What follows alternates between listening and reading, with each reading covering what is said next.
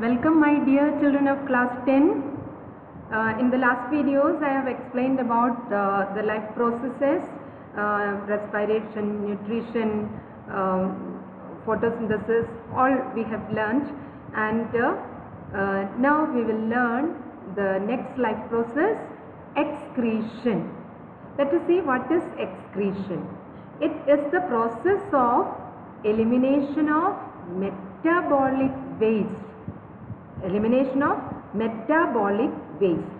You know, all the life processes are called metabolism or metabolic activities, and all metabolic activities produce certain waste, and these wastes are harmful for the body, so they have to be removed. So different organisms have different ways of removal of waste. For example, excretory organs are there to remove the waste. Lower organisms have less complex organ systems, and higher animals have complex organ systems. So let us see some of the examples. For example, amoeba, very simple organism, unicellular. So they collect the waste in the contractile vacuole, and it is eliminated through the cell membrane. Amoeba, all the things are absorbed or eliminated through the cell membrane. So the wastes are collected in the contractile vacuole, which fuses with the cell membrane and removed. Then comes earthworm. Earthworm is having a structure called a metanephridia. So metanephridia eliminate the waste in earthworm, and we humans and all other mammals have a kidney. We have an elaborate excretory system, and the main parts are kidney. We'll learn the details about it. Then comes the type of metabolic waste. As I told you, as a result of metabolism, so many wastes are formed. So removal of metabolic waste is the excretion. Now let's see what are the metabolic wastes. Some of them are: number 1, carbon dioxide, then 2, water, then salts, then nitrogenous waste. So carbon dioxide and water we have seen in respiration, that is aerobic respiration produces carbon dioxide and water as the waste, metabolic waste. Now they are removed through the lungs, through the exchange of gases, we have learnt in detail. Then salts are produced by metabolic activities. Then nitrogenous waste, that is produced due to the breakdown of excess of amino acids and protein. You have learned in digestion, amino acids are the simple components of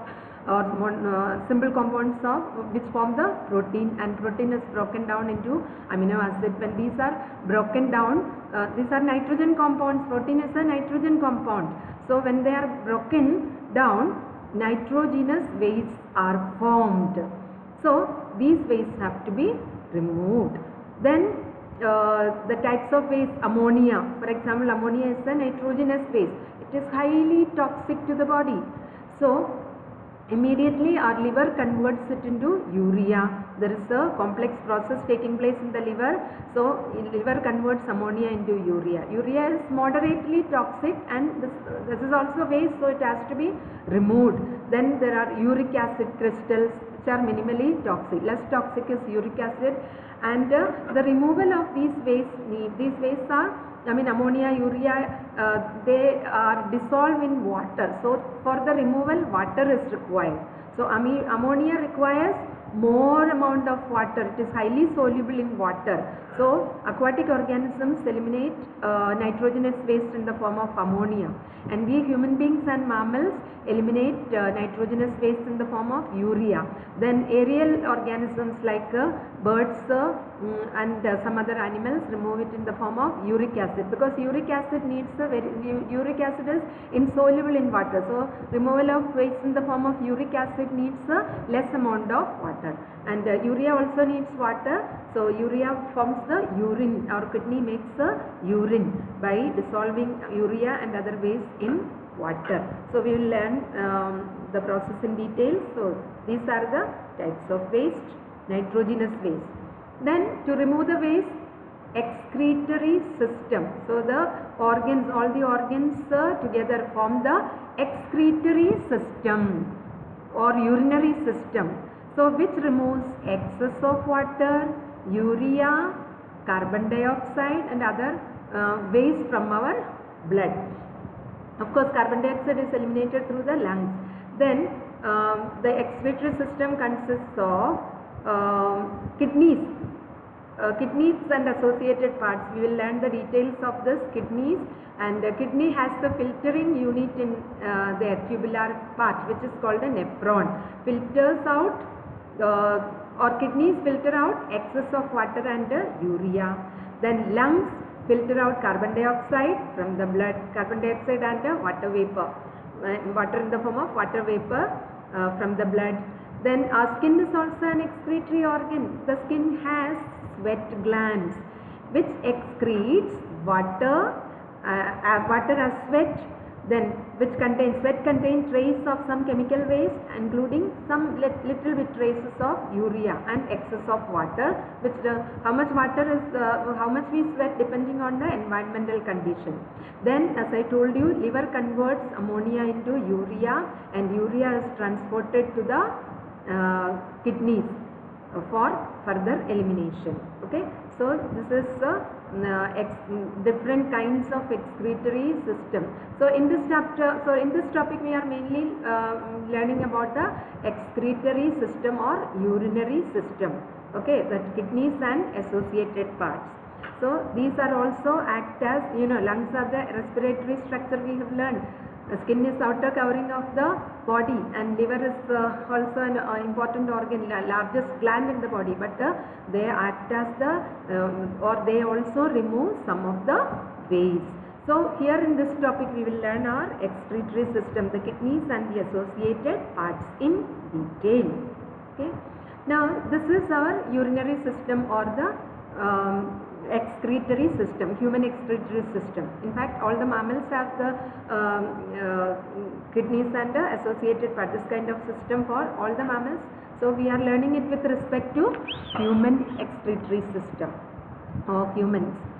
Then what are the parts? The main parts are a pair of kidneys. These are the pair of kidneys. From the outer surface, it is a bean shaped organ. You can see bean shape. Okay, and this is the internal structure of the kidney. So a pair of kidney, right and left kidneys. Then from the kidneys, from both the kidneys arise a pair of ureters. See, these are the ureters which carry, see, urine is formed in the kidney, which is carried to the ureters, and ureters carry it to the next organ, urinary bladder. And urinary, when the urinary bladder is filled with urine, it is eliminated through an opening called a urethra. So a pair of kidneys, ureters, urinary bladder and urethra are the parts of urinary system or excretory system. Then all the waste and oxygen and nutrients are brought to the kidneys by renal artery. This is the renal artery which carry, as I have told you in the circulatory system, it carries waste as well as oxygen and nutrients also to the kidney. Then after purifying the waste, after filtration of waste are separated, the blood is given to the vein. You have learned that this is the renal artery, and all arteries are parts of, branches of aorta, the main artery. So this is renal artery, which will further divide into so many arterioles in the kidneys. Okay, and if you take the anatomy, internal structure of the kidney, the outer layers are called cortex, and the inner layers are called medulla. And in the medulla, there are some renal pyramids are there, inside which the filtering unit of the kidney, as we have seen in the last slide, nephrons. Nephrons are present, and this concave part is called the renal pelvis. Then let us see the next part. See, the filtering units of the kidney are called nephrons. Okay, these are tubular structures. This is what is important for filtering the blood. So kidney consists of nephrons. Same as the lungs have the units called alveoli. isn't it? And the kidneys have nephrons. There are approximately 1 million nephrons in each kidney. That is why our kidneys are very efficient to removal of the waste. So no waste is accumulated in the body. Very efficiently these nitrogenous wastes are or protein metabolism nitrogenous wastes are removed. And since we have two kidneys, supposing if one kidney is failed due to any disease, then the other kidney can normally function. But when both the kidneys fail, there will be problem. Then the nephrons are located within the cortex and the medulla part of the kidney, and the tubes of the nephron are surrounded by cells and network of blood vessels which spread throughout the tissues. Therefore, material that leaves the nephron enters the surrounding cells and returns to the bloodstream by a network of vessels. This part we will learn in detail in the next. Let us see the diagram. Let us see the parts of the nephron with the help of this diagram. See, each nephron has a cup-like structure. The first part of the nephron is a cup-like structure, and inside which network of blood capillaries, that is called a glomerulus, and this cup-like structure is called a Bowman's capsule, and glomerulus and Bowman's capsule together called a Malpighian body. So this whole part together called a Malpighian body. So the first part of the nephron is the Malpighian body, which consists of Bowman's capsule, which is a cup-like structure, and inside there is a network of capillaries called the glomerulus. Hope you understood. Now see the next parts are kidney tubules, which has different parts, and listen carefully. So after the Bowman's capsule, after the Malpighian body, the Bowman's capsule, it is continuing to this tubular part of the which is called the proximal convoluted tubule. Convoluted means it is coiled. Okay, it is not straight, it is highly coiled. So proximal means upper part. Proximal convoluted tubule. So right after the Bowman's capsule, there is proximal convoluted tubule. You can abbreviate it as PCT. PCT. Then continuation with that is called this U-shaped tube. You see, U-shaped tube. This is called a Henle's loop, and this Henle's loop has a descending part in continuation with the PCT, which is called the descending limb of loop of Henle. Descending limb. See, descending limb. And opposite side there is ascending limb. So from the cortex it descends into the medulla, and then it curves and the ascent. So this is called the ascending part of the loop of Henle. This yellow part, okay, this is the tubule. This is the kidney tubule, this is the descending limb, and this is the ascending limb. And ascending limb ascends into the cortical region, and here again it forms a convoluted part which is called a distal convoluted tubule, or DCT. You can call it as DCT, but you should know the full form. Distal means the lower part. Okay, distal convoluted tubule. So proximal PCT, Henle's loop, and distal convoluted tubule or DCT. These are the tubular part of the nephron, and which ends into what is called a collecting duct or collecting tubule. And in the collecting tubule, the distal DCT of many nephrons many nephrons join and empty the urine. Okay, so this is called a collecting duct. By the time see, the blood is filtered in here, and by the time it comes in the DCT, urine is formed, and the urine is given to the collecting duct by many nephrons. Okay, opening of the other nephron.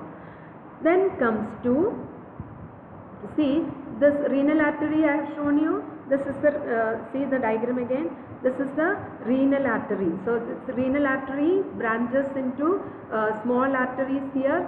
So this will, these arteries entering into the nephron, okay, Bowman's capsule, and it will divide into what is called a afferent arteriole. Arteriole is the branch of artery, you know. So afferent arteriole.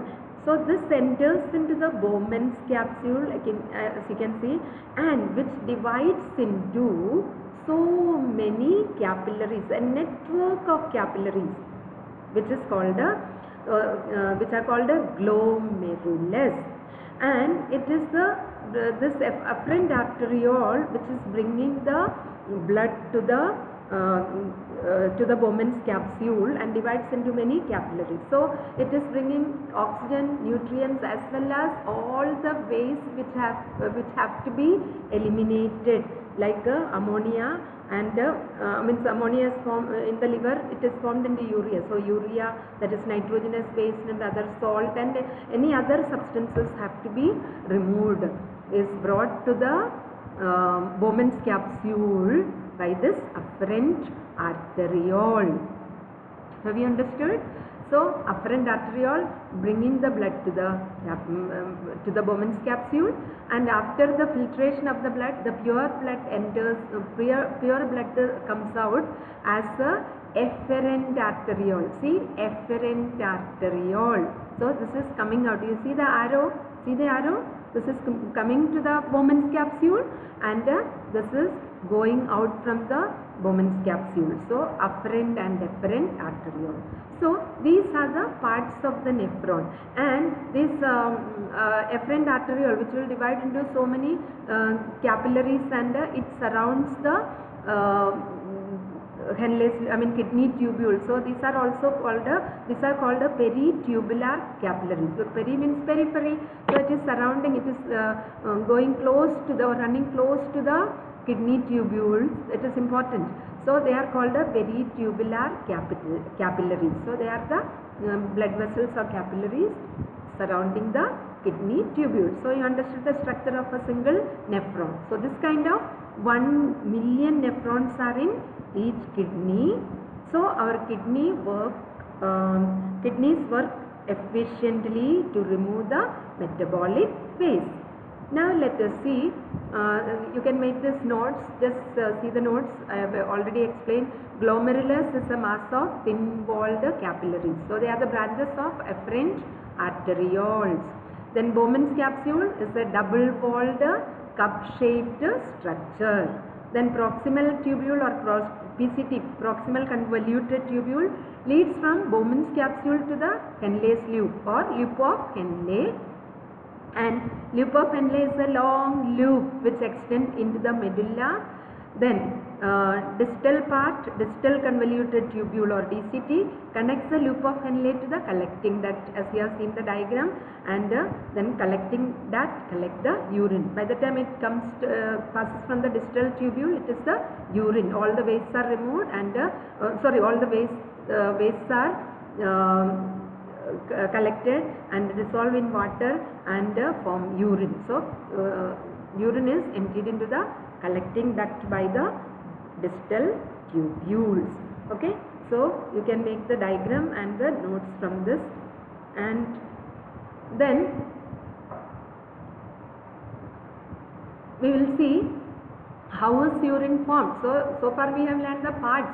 Now let us see how is urine formed. Urine is formed by three processes or 3 steps of urine formation. They are: number 1, glomerular filtration; second, tubular reabsorption; and 3, tubular secretion. So remember, urine is formed by these 3 steps. So before explaining this, I want to tell you one more thing. Kidneys have two functions. Number one, excretion. So it is part of the excretory system. Number two, osmoregulation. The second function of the kidney is osmoregulation, that is water and ionic balance is maintained. See, water is required for the body, but it should not be excess, or it should not be less. So water balance is also maintained by kidney, as well as ionic balance. Ions are also required for the body, but not excess. So excess of water, excess of salt, etc., all are removed by the excretory system. So first let us see what is glomerular filtration. You have seen that this is the renal artery, isn't it? And the afferent arteriole, and these are the glomerulus. So glomerular, this is a network of blood capillaries, that is glomerular capillaries. So this is called a glomerulus.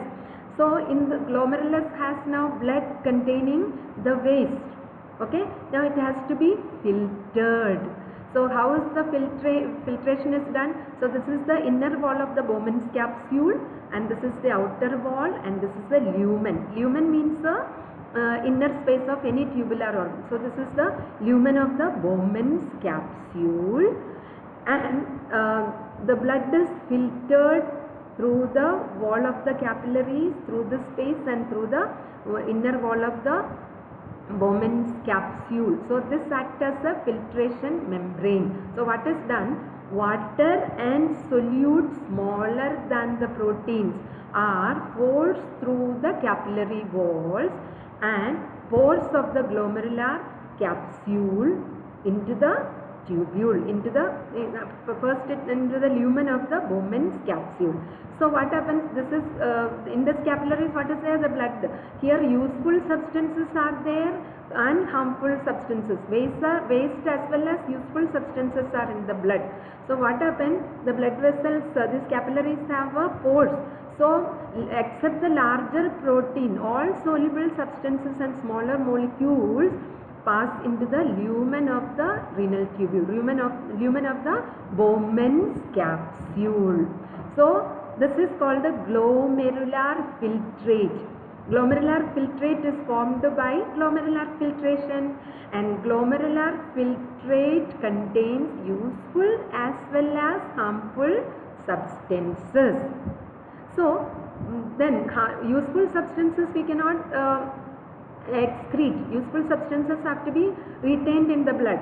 So what happens? There are processes here. So the filtrate runs through the tubule. So this is part of the PCT. Okay. So see, glomerular capillaries, then this is afferent arterioles, you understood, and this is the rest of the tubule, PCT, Henle's loop, and DCT, all that. So what is done? The filtrate flows through all these tubular parts. Now while the filtrate flows through the tubular part, what is the process? The second process, tubular reabsorption takes place. Tubular reabsorption takes place means the walls of these tubules reabsorb, because it is already filtered out. Now absorption is reabsorption.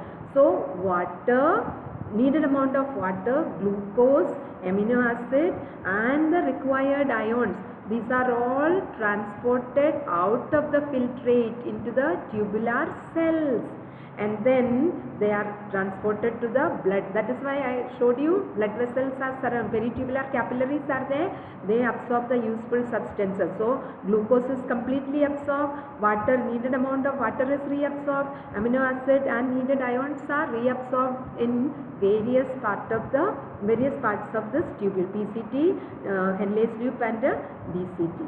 Then when these substances are reabsorbed, especially the ions and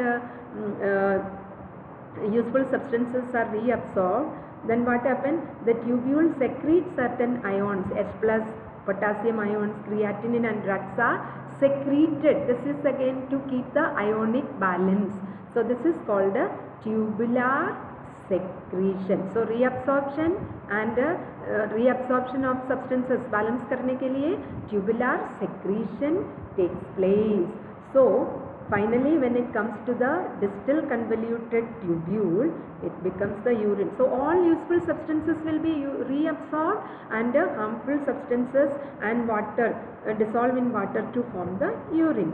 So this is again a diagram. See, this is what? Renal corpuscle, Bowman's capsule. You see blood is filtered here, okay, afferent arteriole, and this is a glomerulus, one blood vessel, and it is filtered into the lumen of the Bowman's capsule, then it is running through the tubules, and while it passes through the tubules, all the useful substances are reabsorbed by the cells, then it will be passed on to the peritubular capillaries, and it finally becomes the renal vein. Okay, so by the time it distributes oxygen and nutrients also to the kidney cells, and renal vein absorbs carbon dioxide also, and all other wastes are removed. In that sense, the vein carries pure blood, but it is deoxygenated blood, remember. So peritubular capillaries. So filtration from blood plasma into the nephron, this is glomerular filtration. Then tubular reabsorption from the filtrate to the blood, this is it. Okay, this is it. And tubular secretion here. Third is tubular secretion from the blood into the filtrate. So ionic balance. So both the functions are done. Okay. Then so this is the process of urine formation. So you have understood the structure of excretory system and the processes of urine formation, and then remember the two functions of the excretory system or kidneys are one is excretion of nitrogenous waste or excretion of metabolic waste, and second is osmoregulation, that is maintaining water and ionic balance in the body. That's all in this video. Thank you very much.